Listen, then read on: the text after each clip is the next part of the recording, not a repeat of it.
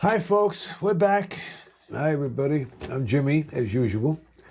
Also, everyone, just to remind you, anything you like, just make sure you hit share, like, subscribe. Something about a bell. Hit the bell. Oh, yes, ring the bell. That's the main thing. You got to ring the bell. And that'll get you going for Larry and I. And again, Larry, it's good to be with you. Okay. There's so much, and I kind of have it figured out. But what throws me off is what I asked for, questions. And I've gotten hundreds of questions, and I try to and I do answer them all, but there's one or two that I just don't answer because they're pretty good questions, and I'd like everybody to hear it.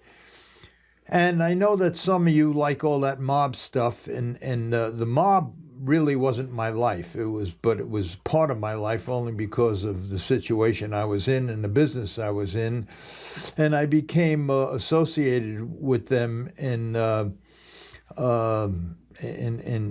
such a way that never really got involved, but got involved like unofficially. I was able to help them out, and in turn, I got a lot of help in response. So one of the questions that I got, I'm going to answer, and I think what I'll do now is I'll pick out maybe one or two questions every podcast and try to answer them, the heavyweight questions. And as far as the mob stuff, I like I said, I wasn't involved with the mob, but I have a lot of association with the mob and a lot of involvement with the mob. But there's YouTube channels out there now that have guys like Dominic Casali, Sammy Gravano, and Michael Franchise, and Larry Mazza, and Michael Franchise, right? And they're the real things, and they tell much more interesting stories about who killed who and how they killed them and all of that stuff. I don't do that, but they have great stuff. Mikey Scars, it's just great stuff. My involvement is just a little bit different. They kind of put me on a pedestal because I had a lot to offer, and maybe I'm going to address a little bit of that today at this podcast. And like I said, there's a lot of the mob involvement that I can get into, but I don't talk about killings because there was none that I was involved with. But here's one of the questions that came to me, and it's another heavyweight question, and another one that's written in capital letters. So anything that's written in capital letters, I'm going to respond to so everybody can hear it. And this is it. Larry, brilliant stuff.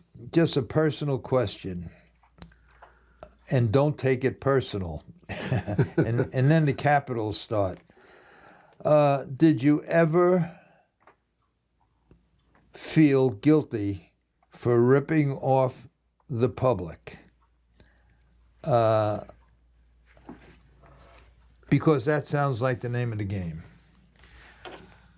Well, you did what you had to do. When in desperate times call for desperate situations. Well, that's exactly what happened, and once again, I almost have to repeat myself because I started off bad, I turned good, and then a so-called good guy turned me bad again. Now, when you say guilty about ripping off the public, I have a couple of things to say about that, and one is if I fix the race, somebody in the grandstand won. They just picked the wrong numbers, so it's not that I rip money out of somebody's pockets. The guy who bet on me, okay, he lost, but somebody in the grandstand won. Now, That's really a bullshit excuse. That's the kind of excuse I give to my mother when I was like 7 years old. But compared to the things that I did, and I talk about them, I'm just going to mention one or two things that are done on a daily basis in the horse business, and then compare them with mine. Now, mine are out in the open because I brought it out in the open. But I'll just give you one incident. Up in Monticello, and this happens at every racetrack, up in Monticello, and this was in the newspapers, and that's why I'm talking about it, back then, there were guys that were buying horses and inflating the prices and then insuring the horses. Stallions, you had to pay 3-4% of whatever you paid for the horse. That's what the fee was, and for geldings and mares, maybe 2 or 3%. So if you bought a horse, say for $20,000, you inflate the price, you insure him for $60,000, give him a bill of sale that you paid $60,000 or $100,000. Now the horse is insured for $100,000. Then they had a vet up in Monticello, and I'll say his name because it was all over the newspapers, and he's barred now. His name was Dr. Ellsworth, and he had an injection that would just stop the horse's heart, and you couldn't find out why he died, but he died. So when the insurance company sent their vet down to check the horse, do autopsy, he just died of a heart attack. Right. Now, keep in mind that the leading trainer in the world today, Plesha, had 75 horses died of heart attacks since he'd been training. Now, that's, like I said once before, I've been in the business 65 years, and I don't know of 75 horses that died of heart attacks in the whole 65 years nationwide. But he had one trainer. Leading guy. Okay. So I don't know what happened. Maybe it's legit. Maybe it's not. But Dr. Ellsworth had an injection, and that's what they did. And it became a regular routine that people were buying horses and inflating the prices and doing that. And then one day, and I'm not going to mention his name, a very wealthy guy come to me right around 1982. And he says to me, you need to do me a favor. And I don't want to say too much about the guy, but it was a favor that was asked, and not that I was obliged to do it, but it would been a good favor that I did it. It would be a favor I had coming to me down the road if I ever needed one. Well, what was the favor? I can't. I can't. I'm going to tell you what the favor was. What the guy asked me. He says, "I want you to write me a letter." Because back then in 1981, 82, I had an open book. I had millions of dollars, open checkbook to buy whatever horses I want. He says, I want you to write me a letter, and I want you to put down the two mares that I have that you offer to buy them, one for $150,000, one for $120,000. And just in the letter put down, I saw these two horses race, the two mares, and I'm very interested in buying them. And at that time, everybody in the racing industry knew I was buying horses for all my owners. And I did. I wrote him a letter offering him $120,000 for one and $150,000 for the other one. Mm-hmm. And he said, "Thank you very much," and that was it. About 2 weeks later, both horses were dead, and the guy collected close to $300,000 in insurance money. Now, these are the things that happen in the racehorse business. So yeah, but that's what we call. He only invited you to the funeral and not the wedding. He forgot you to pay you. He collected in. The moral of the story is that it makes no difference how wealthy you are, how broke you are. It's what's in your heart and what you could live with. And it's mind-boggling to me that, and I have a few stories about people who are extremely wealthy that do things that I would do to save my life. They do it just to get more money. Just to get more money, right? And that's why I'm Well, I telling feel this that's story. immoral what they do. So yeah, but some people have. They have a conscience. I could never do that. It makes no difference how broke I am. To do that to a defenseless animal, I just don't I could agree never with. do it. But what I'm saying, to answer this guy's question, do you ever feel guilty about ripping off the public? I fixed the race. I didn't kill anybody. I didn't kill any horses for the insurance money. I didn't do anything. And at the time, I did it to save my life. These guys did it with pockets full of money, as that was their job. Just to make more Find a money. horse, buy it in Ohio for $10,000, get a bill of sale for $50,000, insure the horse with Crawford, who was the insurance guy at the time. Now Houghton does it, but they don't do this no more. This was in the 70s, and that's what was going on. So, in a way, I'm trying to get myself off the hook. But I did what I did, and I admitted it, and I did it to save my life. I didn't do it for profit. I didn't do it for any other reason. Well, what's going around in the horse business, what I did, pales compared to what's going on in the horse business, and probably even up to today. So, do I feel guilty? I did what I had to do. I did what I did what I had to do to save my life. So do I feel guilty? Yeah, I shouldn't have did it, and Perhaps, I wouldn't have but you did didn't it. hurt nobody. I didn't hurt anybody, but it's the racing commission. When you get a license, you sign a whole page full of rules, and one of the rules is that the racing commission is there to protect the betting public, and I didn't obey that rule, which means they could take my license away, which they did a couple of times. But Larry, you have to agree, there's plenty of times when you go to like the last 9th or 10th race of the night at the Meadowlands, you know that a lot of times they just have the horses out for a breather to see if they're in shape. Well, they already know what's going to win. They don't tell the public that. No. You're talking about 30 years ago at smaller tracks. That don't happen at the Meadowlands no more.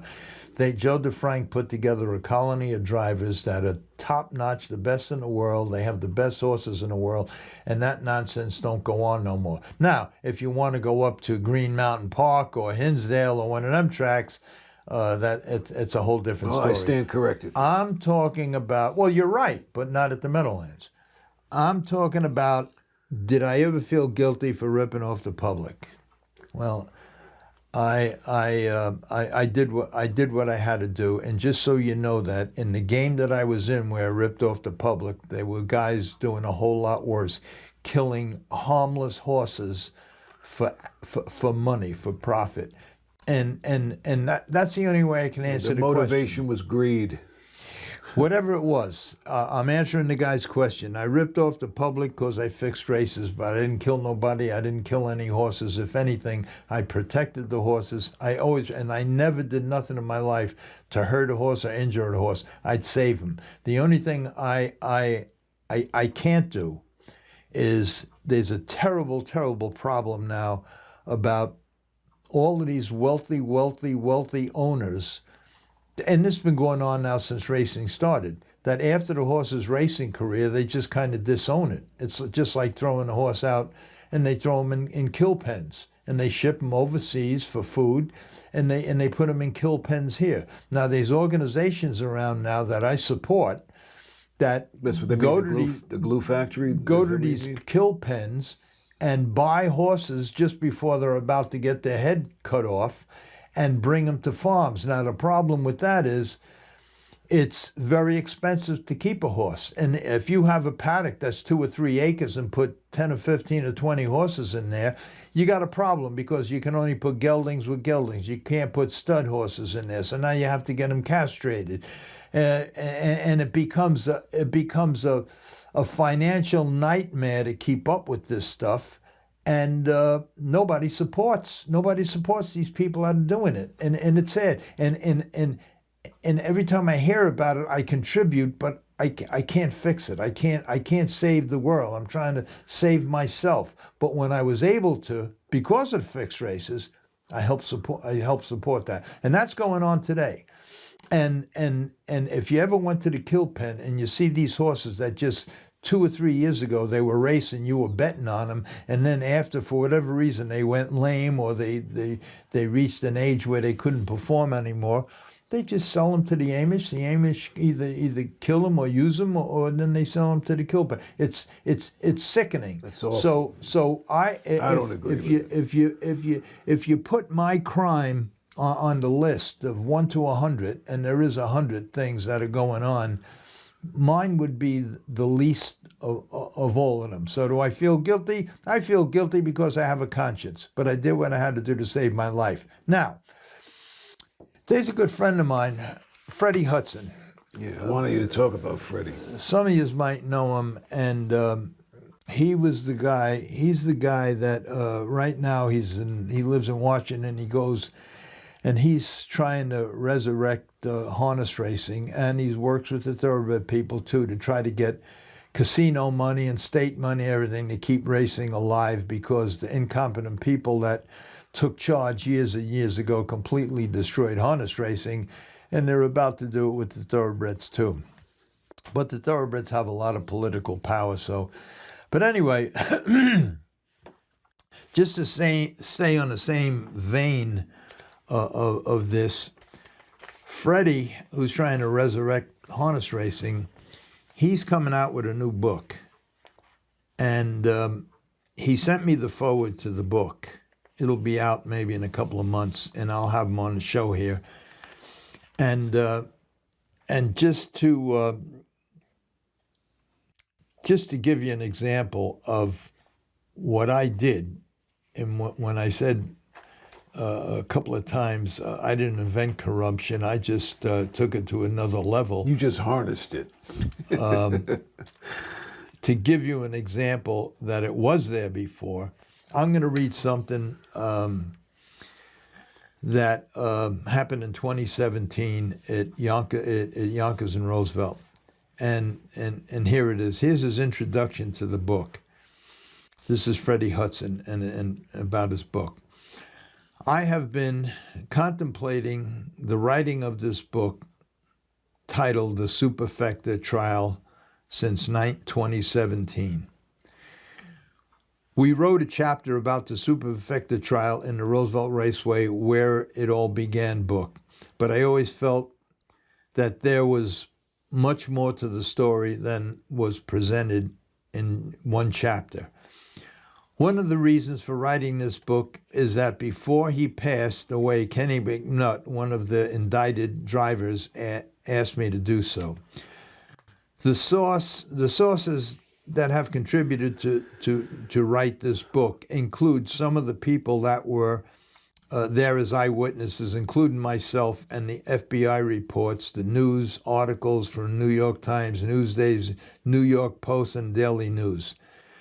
On the morning of December 20th, 1973, around 5 a.m., there was a pounding on our front door. He lived with his father, Billy Hudson, who was a driver at Yonkers and Roosevelt at the time. There was a pounding on the front door. I looked out my window and I saw multiple cars with blue lights flashing. I had no idea what was going on. I go downstairs and open the front door only to be pushed to the side by a man wearing a raincoat, who then pushed me up against the foyer wall and held me there.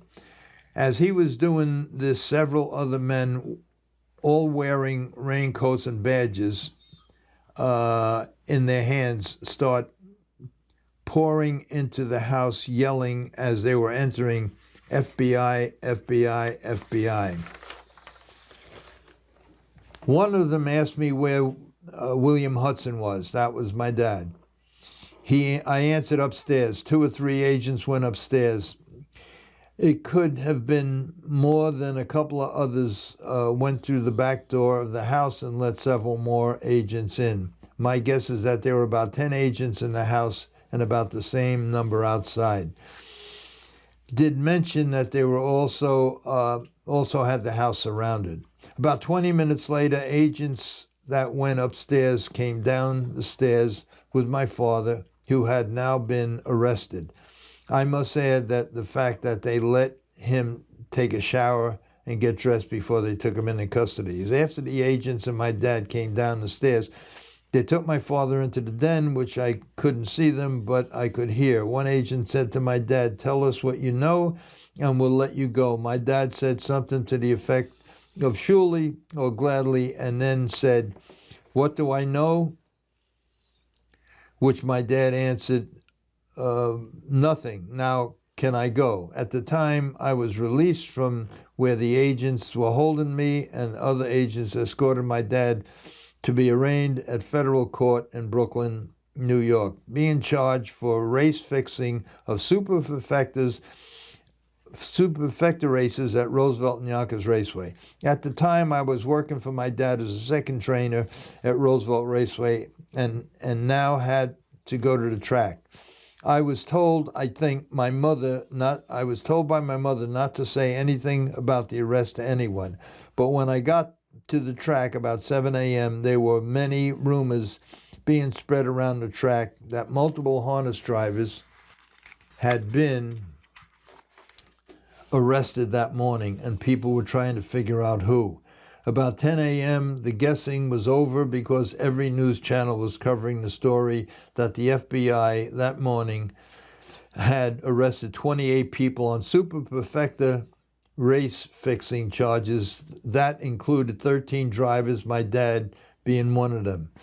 Sometime during that day, my mother contacted me and asked me to go pick up my dad at federal courthouse in Brooklyn, which I did. When I picked him up, I also picked up and drove home two other drivers, Billy Meyer and Maurice Pusey.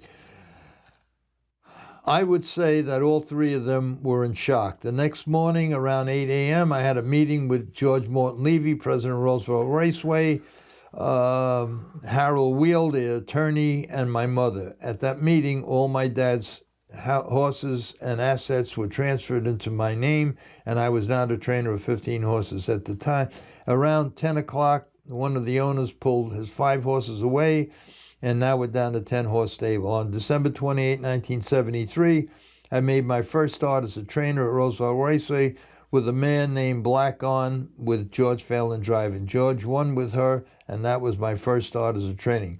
Now for the Superfecta Trial. That's the intro to his book. So the reason I read it, and the reason is to let you know that this is at Roosevelt Raceway. This was the biggest, Roosevelt and Yonkers, 2 biggest racetracks in the country, and for harness racing. And this stuff was going on at a track that I wasn't at. And so it just, and what I'm trying to do is just prove to you that, once again, I didn't invent this stuff. Yeah, corruption is all over. I just did what I had to do, and I hopped aboard to save my life.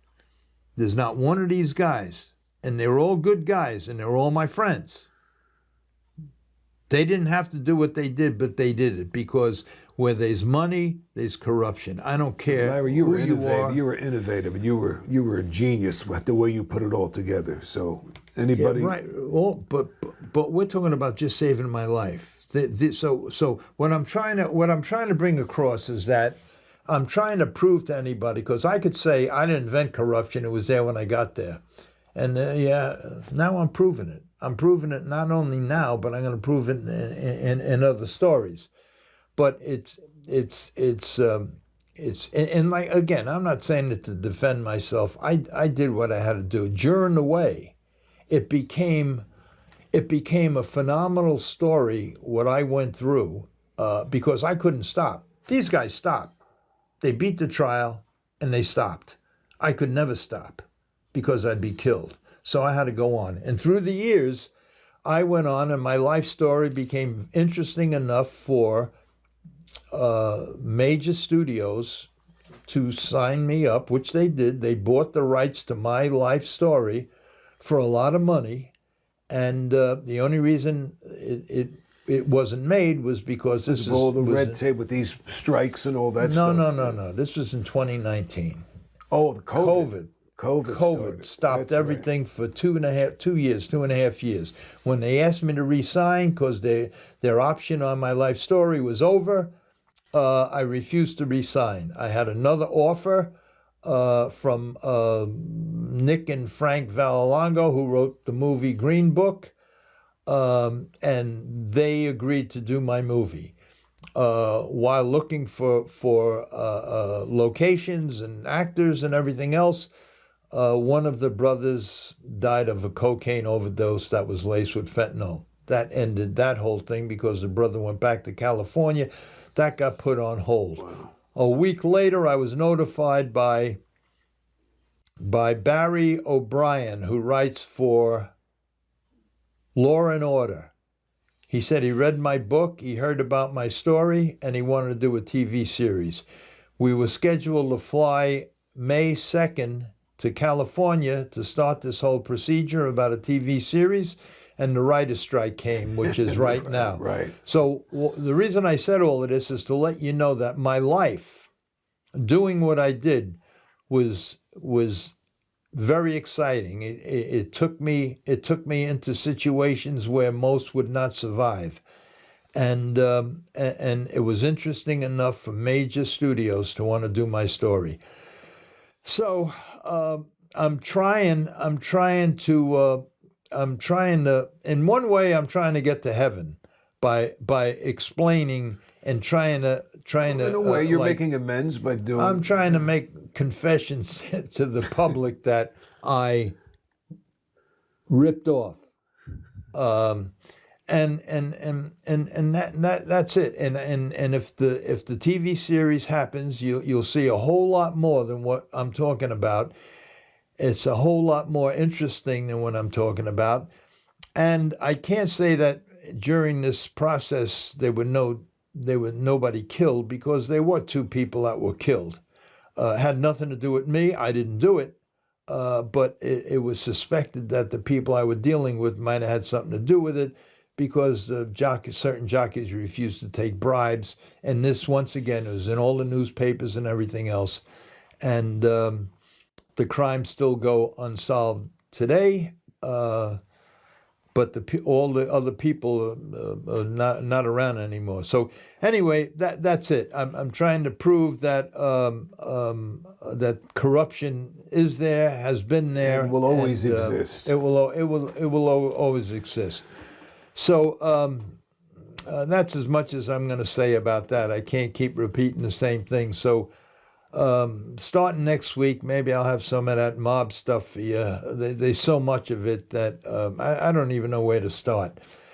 Well, I'll help you, Larry. Don't worry. So, and until then, that'll be it for today. I'm done. So, thanks for watching, Viewers out there. Remember, share, hit like, subscribe, and ring that bell. Make sure you ring the bell. Ring the okay, bell. guys. See ya. Again, very nice to hear from you again, for tuning in, and see you next time. Bye-bye. Ring the bell.